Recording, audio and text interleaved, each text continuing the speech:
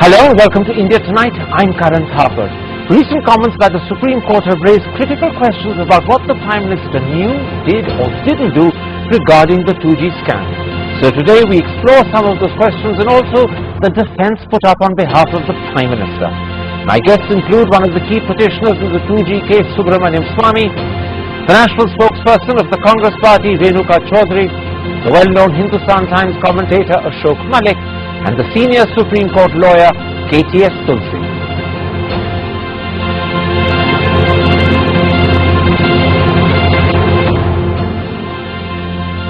Mr. Chaudhary, let's start with the issue the Supreme Court has raised. Given that on November the 2nd, 2007, the Prime Minister advised A. Raja to consider an auction, why did the PM or the PMO not follow up to ensure that's what happened?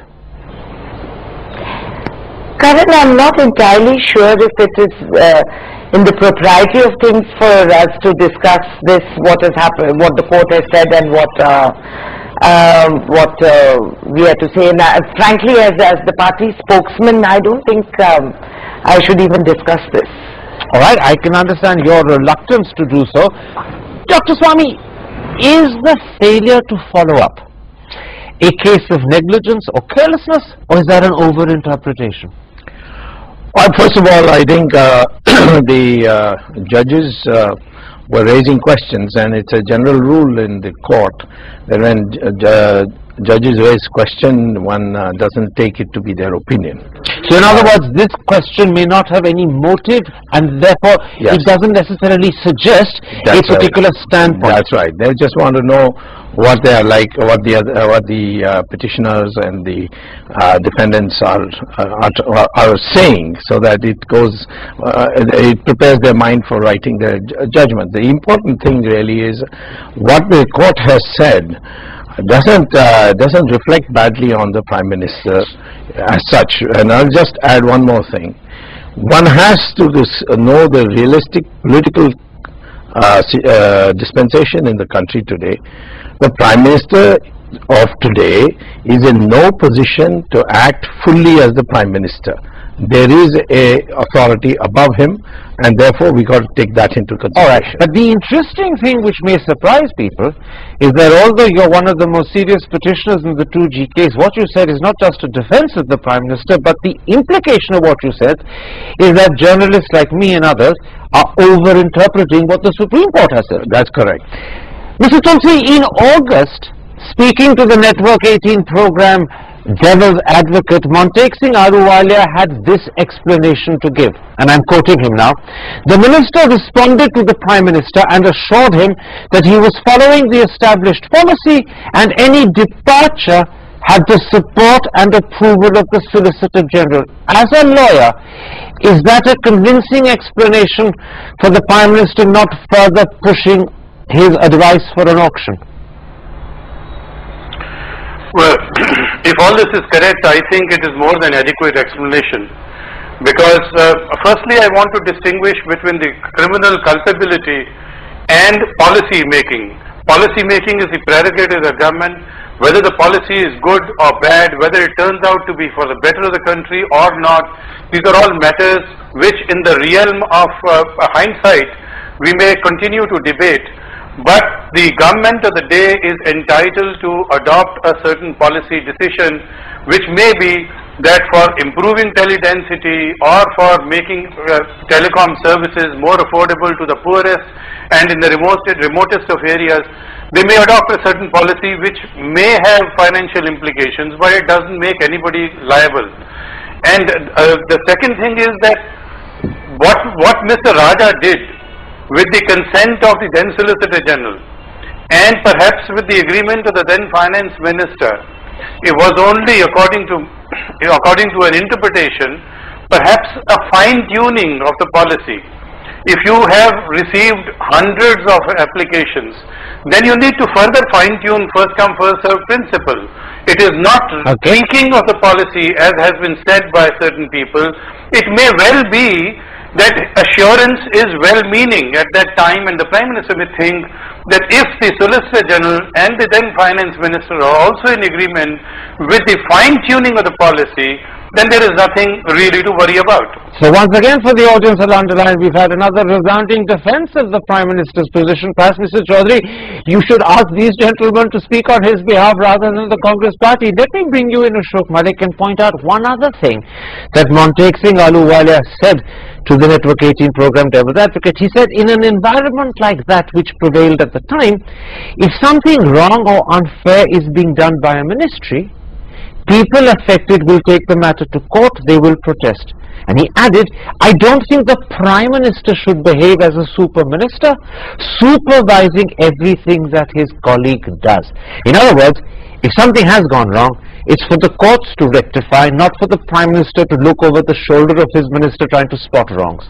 Well, that is an innovative reinterpretation of the role of a Prime Minister in a cabinet. To go back to your original question which you asked the other gentleman, there are two things here. There is a legal case for an act of commission. Nobody is accusing the Prime Minister of that. Nobody is accusing him of being a conspirator in the Tory scandal. Far from that. However, there is also a political case, a largely political case, for an act of omission. What did the Prime Minister know? When did he have doubts about Raja's policy? When did he have doubts about Raja's execution of the policy which he may have agreed with? When did he start receiving complaints, which he's admitted to in his interview to TV editors that he did? And when did he act on them, and why did he choose to delay that?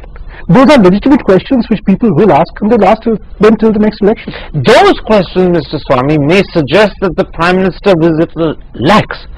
But do they suggest any level of complicity, leave aside any level of culpability in crime? Well, as I said in the beginning, that the Prime Minister in the present dispensation is not the Prime Minister we have seen in the past, and he is accountable to somebody outside the government also in the present dispensation. Are you saying therefore we should be talking about Sonia rather than the Prime Minister? Well, certainly at some stage we have to, but before that let me say that Mr. Tulsi says that the making of policy is the prerogative of the government. That's not quite what the Supreme Court has said in a number of judgments. They say it is a prerogative of the government of choosing a policy, but there must be a clear-cut presentation that you considered alternative policies. Absolutely. And chose the best. Alternative policies. Absolutely. And chose the best. Absolutely, but I won't let us go into that because that is also a different discussion, but it's a point that I take and it's well made. Renuka Chaudhary, sadly for the Prime Minister and the Congress party, there are other instances where the Prime Minister's response or lack of response, as some call it, is also under question. Let's turn to one or two of those. In the letter to the Prime Minister of November 2007, which Mr. Raja sent, he also made it clear that he was going to advance the cut-off date from the 1st of October to the 25th of September, and the Prime Minister neither objected nor raised any questions to ask why this was happening. Was that an error, as some people suggest, or do you think that that was perfectly acceptable?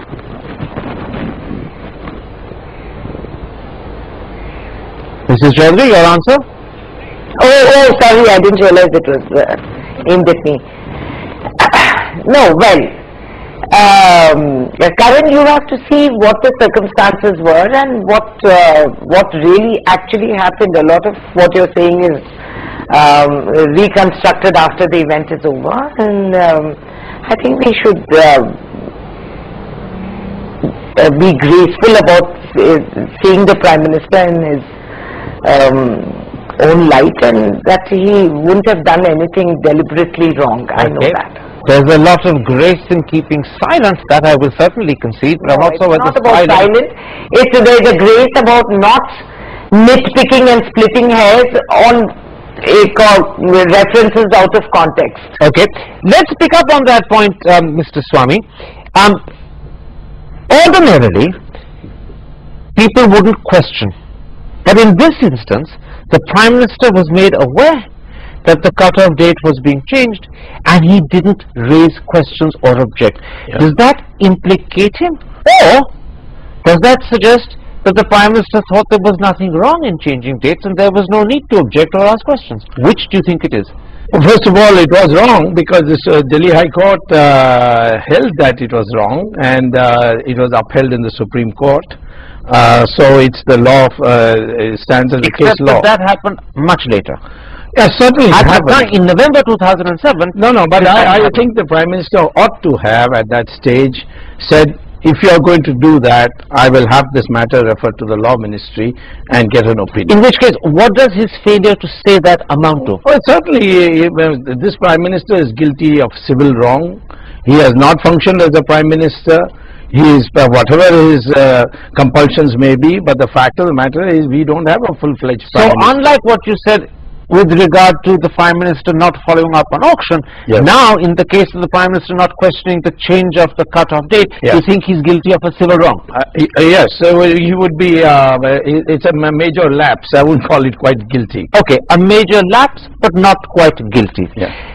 Once again, Mr. Tulsi, let me quote to you what Montek Singh Ahluwalia said to the Network 18 program There Was 18 when actually questioned specifically about this point. He said, first of all, it's not the Prime Minister's business to be micromanaging his ministers. Secondly, he said, you can't blame the Prime Minister for any errors the ministers make. Otherwise, as he put it, no wrong would ever be committed in government except by the Prime Minister himself. Do you accept those two explanations or answers? No, in fact, I feel that there was no error. The minister assures the Prime Minister that the advancement of the date, etc., has the approval of the then Solicitor General and also has the approval of the then Finance Minister. And if it does have the approval, the Prime Minister is perfectly satisfied. And I have a view that if there was no quid pro quo allegation against Mr. Raja, there would be no question of any criminal case against anybody. Okay. This by itself does not make out any impropriety. Impropriety is when this advancement of the policy is seen in the light of the quid pro quo or 214 crore.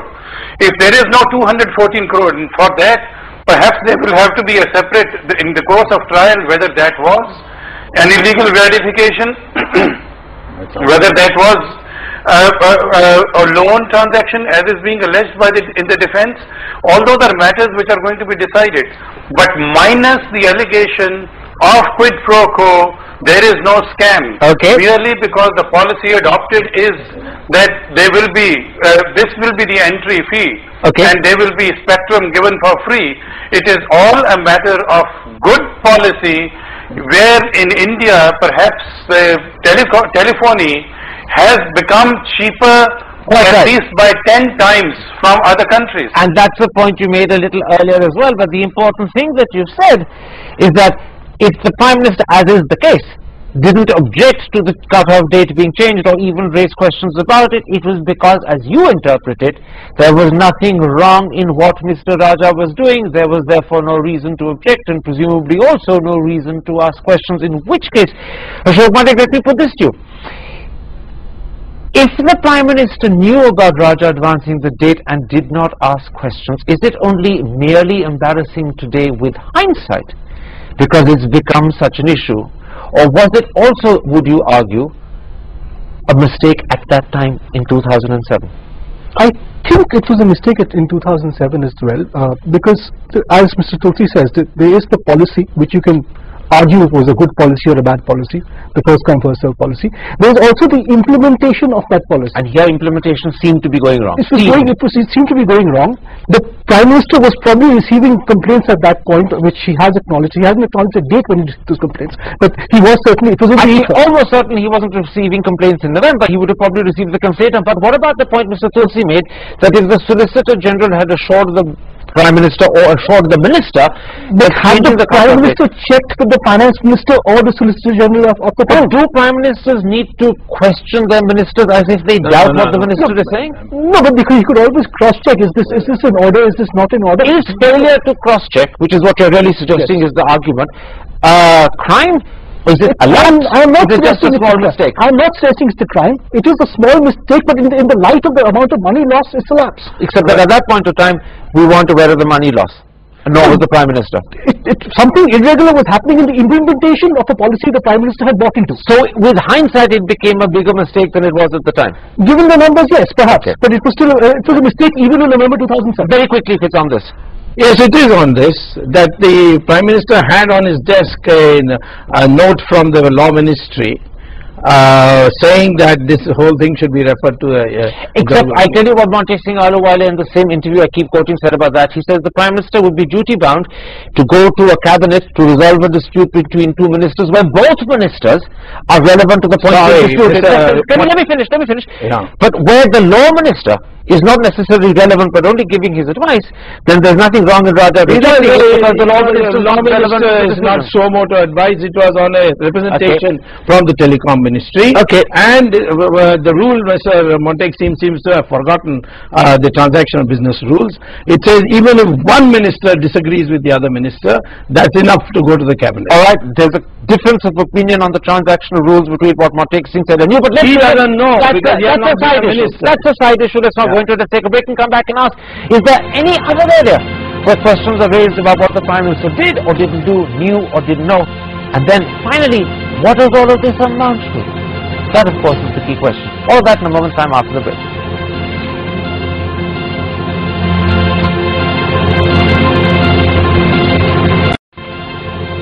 Welcome back to India Tonight. We're talking about what the Prime Minister knew or didn't know, did or didn't do about the 2G scam. Renuka Chaudhary, there's one other area where it said that the Prime Minister had been tipped off by A. Raja about what he was doing, but didn't raise any questions. In his letter to the Prime Minister of December the 26th, 2007, Raja informed the PM that he intended to implement first come, first serve, not in terms of the date of application, which was still then the conventional way of doing it, but in terms of a new criteria he had devised, letters of intent. And once again, the Prime Minister neither objected nor raised any questions.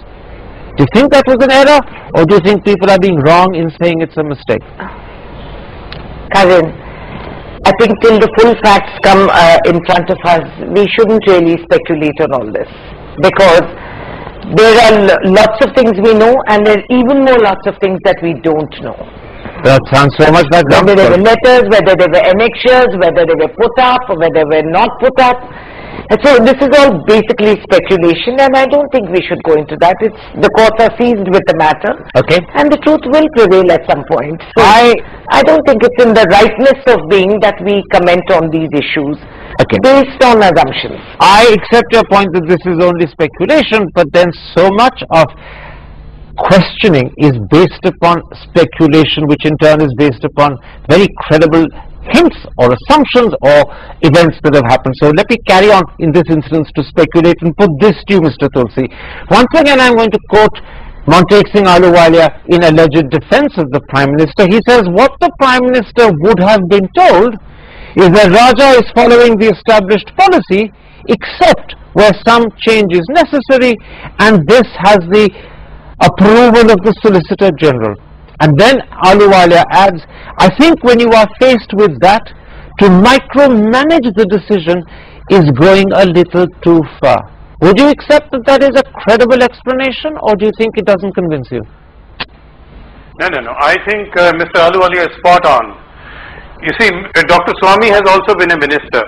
All that I would say is that in every decision that the government takes, there are any number of complaints. And whenever there are complaints by the competitors, those who lose out, normally they are either examined superficially at some level by the vigilance or etc., but no action, no serious note is taken. If you start taking note of the objections of the competitors, no action, no decision will get taken. And only when the matter, when the complaints grew bigger, then the FIR was registered, the inquiry was ordered by the CBI. And it is only much later that the CBI discovered the quid pro quo of 214 crore, which is what alarmed the Prime Minister, and action was taken. Okay. Therefore, the question really is that merely on the complaints of the then competitors, you couldn't expect the Prime Minister to stall the decision. All right. Let me then try and get from your overview of the many different questions we've asked about the Prime Minister's behavior, whether they're to do with objecting or not objecting to the auction, objecting or not objecting to the change of the cut-off date, objecting or not objecting to the manner in which first come, first serve was implemented. What does all of this add up to? Well, first of all, you see, there is lots of confusion that has been created. I have tried to clear it up in my book, which I think Renuka should read to know that. This is a book on the 2G spectrum. Yes, it's only on the 2G spectrum. Now the thing is that there has the licenses were given, whatever means. They were then sold to foreign companies at 8 times the price. So if Mr. Tulsi's point is correct, that this is to, the low price was to enable you to have low. But move away from that. Just tell me, what does all of this amount to in the case of the Prime Minister acting or not acting? As far as the Prime Minister is concerned, there can be no way you can prove anything against him criminally. So this is just journalists being speculative. No, he's a soft target, and so everybody attacks him. So we're picking on him in a sense. They are picking on him, and they want him to clear the way for somebody else. So this program is also guilty of picking on Dr. Well, if you take a side, yes, but so far you have got 2 people on either side. The astonishing thing is that I have here in studio Subramainan Swamy, who everyone thinks of as a man who is at the very key of the 2G spectrum spam investigation, credibly defending the Prime Minister. Yes, I defend the Prime Minister. Also in the Supreme Court, I have defended him. Let me put this to you. The key question, and give me a quick answer, Shok Malik, is does this suggest that if the PM had acted differently, the 2G scam could have been averted, or is that an over-interpretation? Look, he could have asked harder questions and asked rather why he was doing what he was doing. But frankly, it's pretty clear he didn't ask those questions, not because he's a criminal man, he's a good man, but because Mr. Dr. Manmohan Singh is essentially a weak Prime Minister and a weak politician, and this was an ally going rampant. But is his weakness responsible for letting a scam happen, even if he didn't intend that to be the outcome? I would guess so. You can't charge. He's not guilty in court, or hardly likely to be found guilty in court. But politically, he will answer. He will not guilty in court of a crime, but politically guilty. If guilty is the right word, of a lapse. Yes, culpable perhaps is a better word. Culpable, but culpable is usually associated with crime. Okay, fair enough. A lapse, certainly. Bad judgment. Bad judgment. It will be like Bhishmacharya watching Draupadi being stripped. Well, when you speak in Mahabharata terms, I have to let you have the last word. There is no contesting that. My thanks to Shok Malik and Subramanian Swamy for coming to studio. My thanks also to KTS Tulsi for joining us from his chambers, and of course to Renuka Chaudhary for joining us from her residence. You have been. Thanks for watching. Goodbye.